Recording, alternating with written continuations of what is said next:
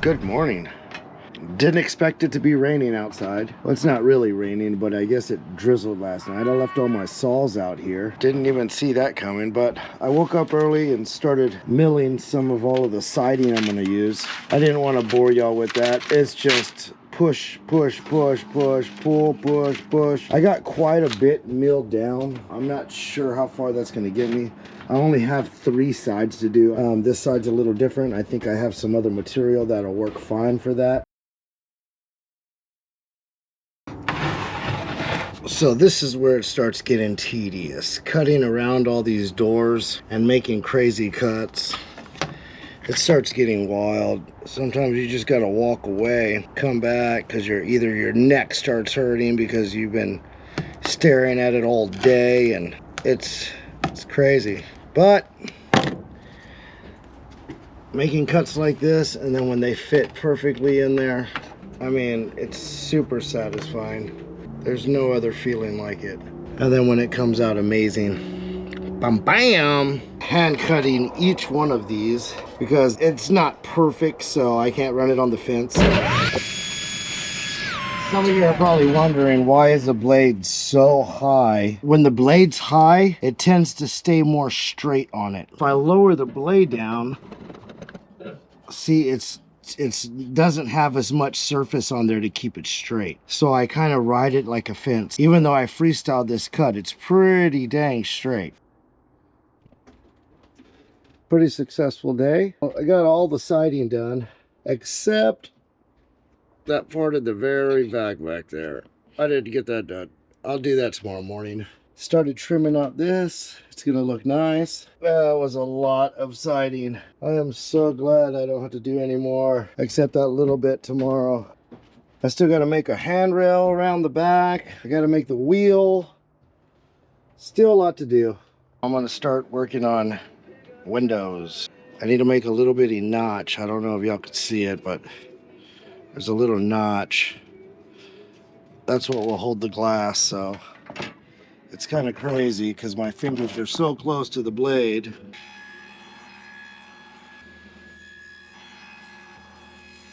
can see what I got going here. These are going to be the sides of the window casing, which actually hold the window in there. And each one will be beside each other, so you'll be able to open one window or open the other one up and down. This will go on the sides of the window openings, and then the window will actually go inside there. And that little bitty thing, it's manipulating a window stop. And the reason there's 2 of them, it's because I'm making 2 out of 1 board, so I can do it at one time.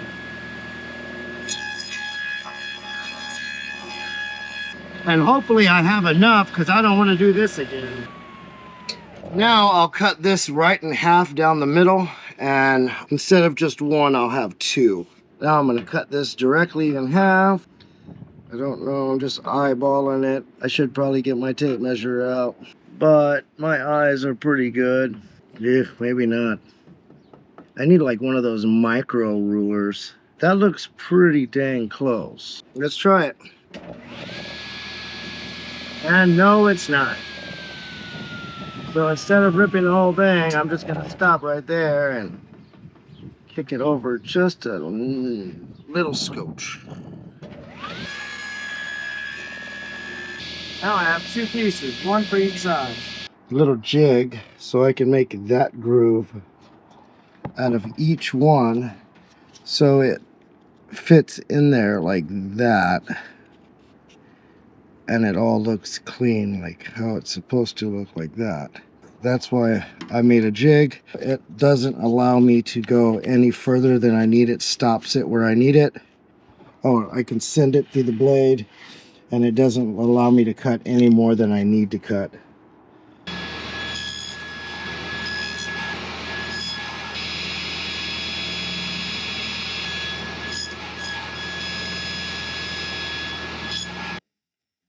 All right, you see all of them are grooved out, and they're all numbered for each window opening. That way all of my pieces, when I number them, I know that all the 7s go to that window, all the number 3s go to that window. It's just so easier to mark all your windows so you'll know what pieces go to which. That goes with number 6, number 5, 7, 3. Some of these are just like large openings, but still trying to nail this little bitty piece and not have it come out of anything. It's pretty crazy. Ain't no biggie. Just got to take your time. And then I've been using a little bitty stick to take out the glue on the inside, or just the corner. That way I don't have any residual in there. It's harder to get it off when it's dry. And see, it's not square. So that's gonna give me a problem. So maybe I just put it where it goes and it'll hold it square for me. At least what I need it to hold. This number is 14, so 14 goes right here, and one of these things is stopping me. I can cut it later. I can cut that stuff off later, but right now I kind of just need it to hold it square for me, so I'm going to shim this up so it stays square. There we go. That should glue up all nice and square. It should dry up all nice and square for me. Only 15 more openings. And I'm kind of doing the easy ones first, just because all the other ones I have to make window sashes for them. I might as well do these openings that just have, it's either a fixed window or kind of like a door that they used to open to get ventilation and light. If it's 8 windows, there's 2 sashes per one, so I need to make 16. Like I said, I do this to see people smile when they see it, and it's just that thought of wonder, like, man, this guy built this thing. That's crazy. I've always liked miniatures, no matter what. Every time, I just loved miniatures. Anything that's small and cool and looks real, it always like captured me. I was always thrilled to see something like that. So this is number 16. Come on, baby, fit right in there. Oh yeah. I gave it a little room because I'm still gonna trim it out. So I gave it a little bit of room so it's not fighting me when I do put it in there. Leave it in there like that. It'll dry up all square like I want it. And leave it alone. Don't mess with it. Hopefully it doesn't fall out. 1, 2, 3, 4, 5, 6, 7. 7 windows that will be operable. I already kind of got all of my stock. I got the stiles, the meeting rails. So I just got to wait for these right here to dry. Then I'll be able to measure out and see what size windows I need for each one and then make them. All right, not sure if y'all can see this, but this is where my windows are going to go when they slide in and out. So if you wanted to open them, you could. Now that I got that in there, now I can get the size that I need to make my rails, which are the ones that go sideways on it. I should be able to just get one size on the top and then cut 4 of them. Well, I need 2 top rails like this. And then I need a meeting rail, which is a little bit skinnier. That's where they meet up, like where the windows meet up. And let me cut 2 of these and we'll see how it looks. Friday morning, I'm about to get to work on making the shingles for this. And I wasn't looking forward to doing it, but I'm gonna do it. I got these big old chunks from my buddy Lewis, which should make life a little bit easier. I straight edged one side, so now I just gotta move my fence over to the size of shingles I want and just start ripping and ripping and ripping and ripping. And yeah, I'll do that pretty much for an hour or 2, and then I'll cut them down to their sizes, and then yep, should be fun. Well, my system that I got right now, instead of trying to figure out how far, now I set this up and it's locked in here so I can't move. I'll put a screw there and a screw there. Now I can just push this over, lock it down, run it, and every time it gives me the same thickness that I need for the shingles. So a little bit more time, make a jig, simple jig, but it works so great and makes life so much easier. Time to cut these to length. I marked my line where I want it cut. I'm gonna go there, and that's kind of where I want it right there. I'm gonna bring this over. Nope, that's not right. It needs to be on that side of the blade right there. So now I'll go this way. Oh, scooted it back. A couple of times. Okay, now it's set. Now all I have to do is put all of my things there, run it, and there's my pieces. They'll all be the same size.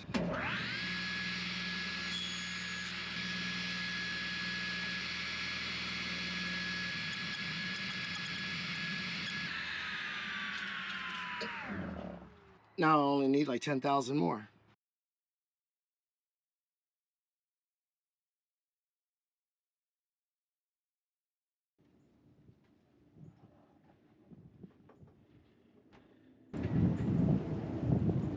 Now I'm gonna work on the wheel because I'm waiting on other stuff to arrive. So I found the center point right here. I put a board there and I drilled a hole, and now I just gotta work my way around it.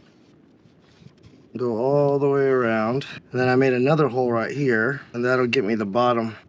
Now I got both of them identically the same. Now I just gotta cut those out. That's always fun to do. I could sand it to it, but I don't have a big belt sander. That would be the ideal thing to use, but I just don't have one. To the bandsaw.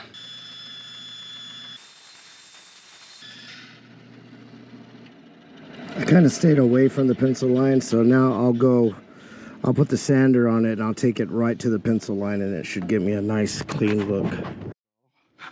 I cut the inside out. Now I got two perfect rings. Awesome.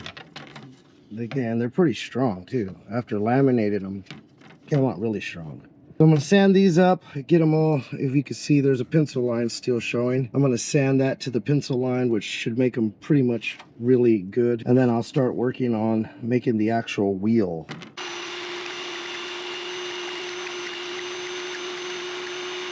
Really, really thin, flimsy boards. So now I'm gonna attempt to get this in there. I'm thinking I need something to hold this up at a level spot in order to get that ring in there, just to hold it. Let me figure out how to do that and I'll get back to you. I made 4 blocks, all the same size. I'm gonna put these corners like that, lay this down right on top. And I'm gonna put just one nail, no glue, that way I can take it off. One over here. And I'm using short nails, so it's not so much of a beast to take off. Turn this over. Wait for the compressor to turn off. And let's see if this goes in there like I'm planning on it. Hopefully it doesn't break. I just got to go nice and slow. Please don't break on me. Oh, oh, oh. Okay, let me go a little slower. Oh, my beautiful wife came outside. I think she wants it. I think she wants a little in on this wheel action. All right, we're gonna slide that in there like that. Oh, and I should have picked a better board because that one just split on me. No good there. Okay, let's take that out before I ruin something. Whoa, smack the camera. Luckily, I made 2. Let's try this again. This time, maybe going a little slower. Oh, you know what? Maybe I should put the front of it on one of these bars. Come on, baby, don't break on me. Just go in nice and smooth. Just like that. Like a glove. And that's kind of where we want it. One water wheel coming up. That looks cool. That looks really cool. That looks so cool. I kind of don't want to put no marks on them though.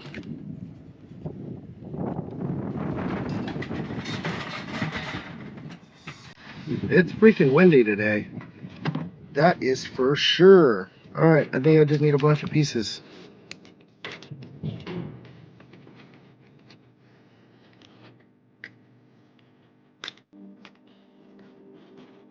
This is about the only thing you can get at Harbor Freight that's worth anything, because it doesn't have a motor in it. As long as it doesn't have a motor, you can use it. And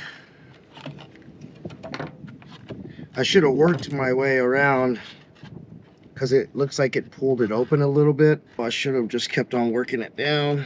That way it works it all the way out. I should have made it probably a little bit tighter, but I didn't. My fault, but who cares? Nobody will know but me and all of y'all that are watching. We saw you, Lucas. We saw you. And then I'll clamp the other side, and then I'm thinking about just gluing it from the back since I already got this in place. It would have been a mess if I tried gluing it. Okay, that looks perfect. I don't mind that little bitty pie right there. I can live with that. So now I'm gonna turn it over, and this side actually looks right on the money. I don't even need a clamp this side. It actually looks really, really good. Like there's no There's no spot where I even have to put a clamp. Maybe a couple of spots, but it looks rather good.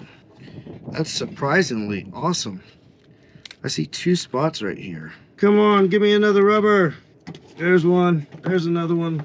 I see 2 spots that need a rubber right there and one right here. And other than that, everything is tight on it. It looks like super tight. Let's glue this bad boy up. That looks so cool. Package came in that I was waiting on from my good buddy Ken in Missouri. He's always printing me out stuff that I can't print because I don't have a printer. Cool dude I met from Beat the Creek. We became friends. Well, we became friends because he was a subscriber, and and then he hit me up, asked me to go. He invited me to go to Beat the Creek, said it'd be awesome. So I was like, let's go. So I went, and he prints me awesome, cool stuff. Really, really, really cool stuff. Hooks me up all the time. He's a really cool dude. Super cool. Always taking care of me. If I ever need anything printed, he'll print it out for me. And he printed me out some. And look at how cool he is. He even sent me like all these stickers to go on the van. What a super cool dude. 4-wheel drive stickers. Man, come on, Ken. Thank you so much. Anyway, he sent me these. I told him my project that I was working on and I needed something to hold some bearings, and he printed me these super cool bearing holders, which are sweet because after I rust them out, it'll look like steel, and these will hold the spokes to the water wheel. That way this water wheel can turn. Really super cool. He's got the holes on the bottom for mounts. Awesome, Ken. Thank you so much. You're a lifesaver. That is super cool. Little hole right here to screw into my spindle. Another one over here. That's just gonna be awesome. Super freaking awesome. Thank you again, Ken. I can't thank you enough. Wow. That is a game changer. This is really sweet. Super sweet. That bearings press in there. That is so cool. All right, anyway, enough of that. Let's get back to the build. When you don't have any dials, or you're not near a shop or a store to buy dials, this helpful tool my good friend Lewis gave me, you can make any size dial you want. It takes a little work, but eventually you'll start making a dial. One hole at a time. Just go to the next hole, send it down, send it down.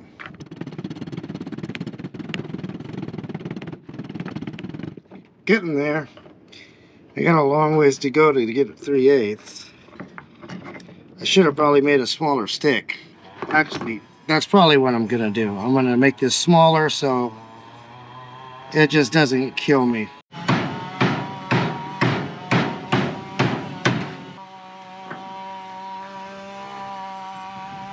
Perfect dial. This is gonna hold the spokes that hold the wheel. I chucked up on my drill, and I kind of made a mini lathe. That way I can balance it and get it kind of straight. Then I got a razor blade, and I got the drill on.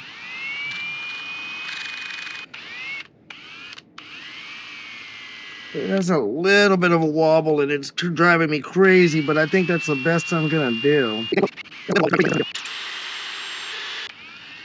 And that was the ticket. Now we got a perfectly balanced middle wheel that'll hold my spokes. Take that off, and it's perfectly balanced. Woohoo! That's pretty cool. That is really cool. Now I gotta make that hole 3/8. And that'll hold my spokes. That'll go one on each end. And then my spokes will come off of that and be connected to my wheel, which is pretty cool. I'm starting to really like this build. I nailed them 2 together. No matter what, they're perfect any way around now, which is really cool. I found the easiest way to get these, to make these spokes be perfectly where I need them to be, is drill a hole with a paddle bit, a Fastener bit. Drill a hole like this right in the middle of it, so it's directly in the center. Kind of break it off, and then once you put it on the axle like that, and you put it on the outside of the ring, it should be perfect. Everyone should be perfect. And I drew these lines out, which indicate where my joints are going to be. So now I just need to make all of these, cut them to their size, and each one should be perfectly to the axle. And then after I do all of that, it should turn out something like this. Each one of these, after I do it, each one of these, I will cut a line here, and then I'll mark it right here, and I'll mark that line, and I'll have to cut that off so they all fit flush down there. But I just wanted to show y'all how I got to find out how to make each one in the center. All right, this is the moment of truth. Hopefully all my calculations added up. I'm just gonna nail it. I'm just gonna nail it. I'm just gonna nail it. Let's just do it. I'll go back and add more, but right now, I'm just gonna add one to hold it in place. All right. Another day working on the whole mill. I pretty much got the structure built. I got the wheel built. Now I'm working on all this rock. And you can see there's rock all underneath the base that hold it. And then the wheel axle goes through the rock and is on another platform that holds it. And then in the front of the building, it's grass. So this is going to be so weird. I'm just going to pretty much make a rock base around the whole thing. I'm not sure what I'm going to do at the front yet at all, since it has a porch and stuff that sits on grass. I'm not really sure what I'm going to do that. I'm just going to work on the back and the base, and then the back to hold the wheel. I got this form of foam made. I drew some kind of lines of how many rock layers need to be there, just to give me an idea. I'm pretty much just going to freestyle this. I have a foam cutter, but it also has like a pin type thing, kind of flat on one end. I'm going to use that to engrave all the grooves and make all the rock shapes with this. And then I'm going to mortar it, and hopefully it gives me that rock effect. But I will take you along on the journey of what it takes to make rock. Let's turn this puppy on. We're going to give that a second. I'm just going to send it. I'm kind of just going to make a line. And I kind of want it fairly deep, so when I put the mortar in there, it stays. And it doesn't have to be straight. Since rocks are not straight, you don't have to worry about it being straight. Kind of leveled off is good, but being like a straight line, it could be wiggly. Actually, if you make it wiggly, it looks a lot better. You don't have to get too carried away with it, but jagged is good. I'm just gonna go and give you all an example of what I'm doing. And then once I get to the next process, I'll show you that. And on this build, there's just so many rocks. There's different sizes of rocks. They got little squares in them. They got big fat chunks like that. And it's just gonna be a whole big process. But like I said, it doesn't have to be perfect. It'll eventually take shape. And I got a long way to go, all the way around there, all the way around there. Process. Trust the process. I'm going to get after this, and I'll come back when I get a lot more done.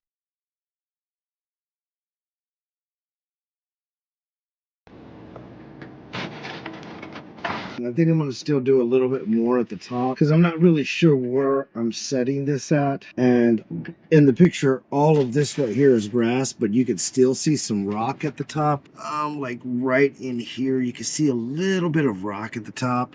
So I'm not going to really worry about that. I'm not going to worry about all the bottom.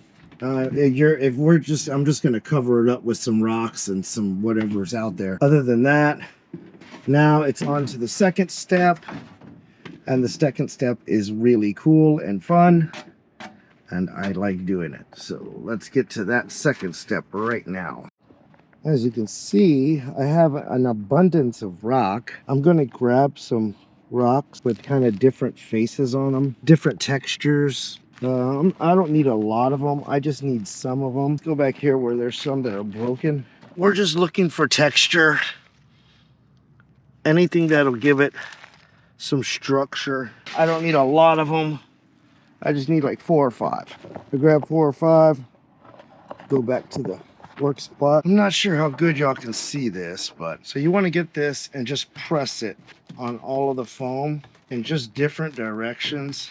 And what it's going to do, it's going to imprint all the foam and not make it look flat.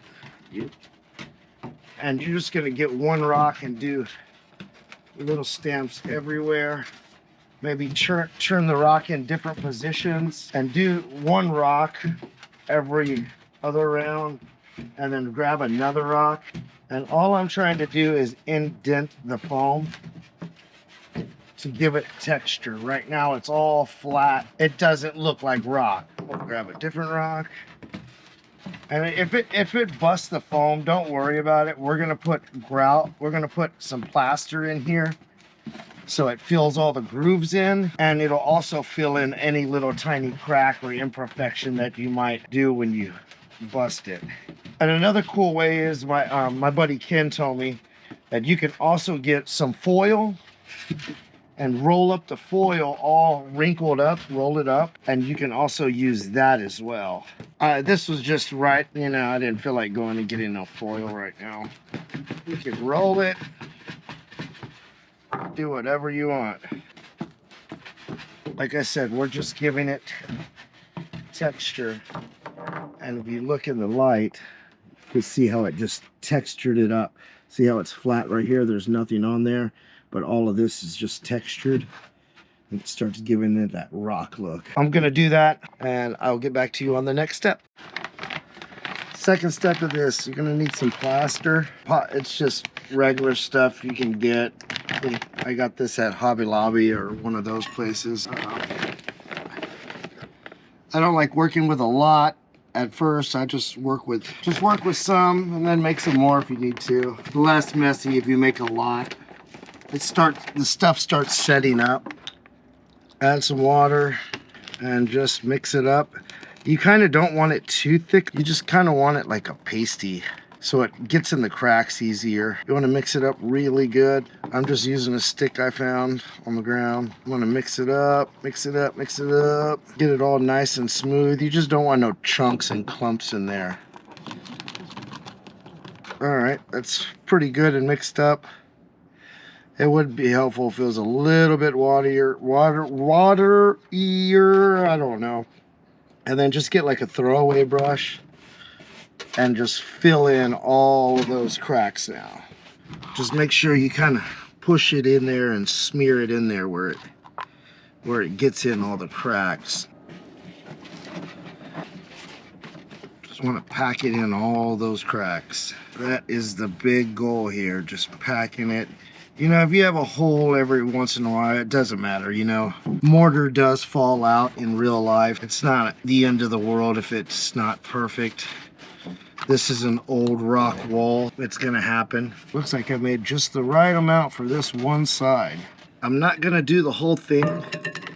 I'm just gonna do one side at a time because this stuff sets up and you don't want to be trying to rush to get it all out of there before you have time to do that. It's just allowing me to work if I don't do all of it at one time. I go back and forth just to make sure it's all in there, and then we're gonna let this dry up. I'm gonna let this dry now.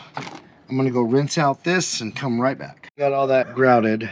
I made a big mistake and I let it dry too long. I went inside and came out, and because it is a pain in the butt to wipe off after it's dry. I just found out that right now. I went inside and let it dry too long, and it was a nightmare to scrub it off. I don't know, 5 minutes, give it 5 minutes and then wipe it down. Other than that, it came out pretty nice. Now it's ready for paint. Good news is I finally got my window material. Whoa, that was crazy. I need to cut glass for these windows. The only thing I am missing is a permanent marker. So that's gonna make life even more fun for me. I need to find something to mark this with. So I found a blue Sharpie. Cut my first piece. Hopefully it fits. And of course, it doesn't. So I need to trim off a little bit. And all I could find to cut this stuff was some big old freaking shears. All right, one in. And I cut 2 of them at the same size. And that one fits. 6 more windows to go. So the easiest way to do this is, and if you don't remember, I made a little groove so that plexiglass fits right in there. That's why I can't push it out, because there's a little groove all the way in there. It looks really nice. So I'm just putting it underneath there where it fits 2 sides, and I'm going ahead and putting a line all the way across the top where it looks like it'll fit. And I'll do this other side like that. And I'm trying not to make it too tight where I don't have to trim and it fits perfect the first time I cut this. And if you're wondering why this ain't clear, there's a protective film over it so you don't scratch it while you're handling it. And look at that, perfect fit. Now let's see if it fits on the top sash. And of course it does not, which is not cool. So now I gotta make another one. That kind of throws it off when it does that, because it doesn't help me much when I try to get so many out of one sheet of Lexan. But I ordered a big piece of Lexan this time. Hopefully I will have enough for all 7 windows, which I think I will. Well, there's more windows in that, but these are the ones that are operable. I don't really see anybody getting down into the creek and trying to open and close these windows, but they are operable. If somebody wanted to, they could open them. I gotta make them like that because I'm really like being super scale and making stuff as it is in real life, and that's the only reason I do it. There we go. 2 windows down, 5 more to go. Now that I got all the windows glass put in, I can attempt to put all the frames together, put the windows together, stain the windows, install the windows, trim the windows, and that's one less thing I have to do. Woohoo! This is finally dried up. I'm gonna liquid resin it just so it's waterproof, and then I can get to all the painting. I bought some resin, Walmart, Bondo, liquid resin. Bought some throwaway brushes because you can never use a real good brush, so throwaway brush, $1. You can probably go to Harbor Freight and get a whole box of them for $1. But yeah, I made a little bitty jig to hold it up so I can not make a mess, hopefully. But that's what I'll be doing right now. This stuff is like, I think it's 1 ounce and 10 drops. I'm gonna go with 2 ounces, 20 drops. Mixing this stuff, you gotta be very precise, or else you'll make a nightmare, like real big nightmare. Either it won't cure fast enough. For this, I'm going to use my stopwatch because it's like 8 to 10 minutes. When I start this, I'm going to press start because I know. And stir gentle. The faster you stir this stuff, the faster it's going to start working. Keep that in mind. So I'm going to go with 10 drops. Oh, 20 drops. 1, 2, 3, 4, 5, 6, 7, 8, 9, 10, 11, 12, 13, 14, 15, 16, 17, 18, 19, 20. And I'm going to stir this gently. You don't want to be too crazy with it, and you want to make sure you stir it at least 30 or 40 seconds. Scraping the walls is needed. You just want to make sure it's really mixed well. And like I said, you got 8 to 10 minutes with this stuff after it is mixed. And this, I'm just going to coat it. Nothing heavy. I put some cardboard down so I didn't make a mess. I think that's about 30 seconds. What y'all think? Okay, I'm going to start my timer. Boom, start. And then I'm just gonna coat as much as I can. The goal for this is I'm just covering up the wood. It is gonna be in water. I don't want to take any chances of it swelling or falling apart on me. By doing this, I can give myself a little bit of, and I should be wearing a mask. This stuff does reek. I'm at 1 minute in. I think I got a good little pace going here. I'm sure I'm gonna miss some spots. I can always touch those up. Right now, I don't want to waste any of this resin, so I'm kind of just going as fast as I can. I'm not sure if you could spray this stuff.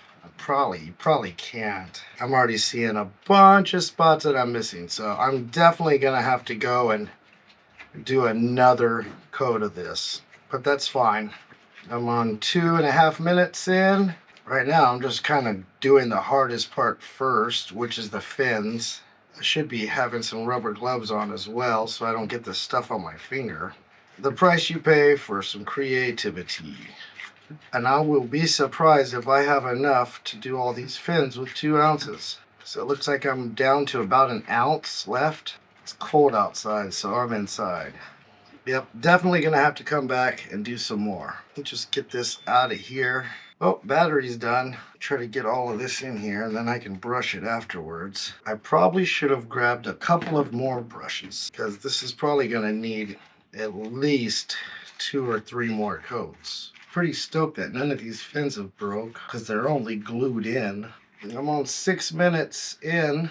Pretty sure this stuff is already drying up on me. Not sure. But I will stop at 8 minutes, 10 minutes. Maybe I'll just give it 10 minutes. Right now I'm trying to use all of the residual that's in the cracks that is leaked down to coat some parts that are not. And this brushes look like it had it. I'm kind of wondering if some paint thinner will clean my brush off. Not sure. But I'm going to go give it a try. That's for sure. All right. I'm going to go brush this off. Stop. 7:53. And yeah. I'll do the rest in a minute.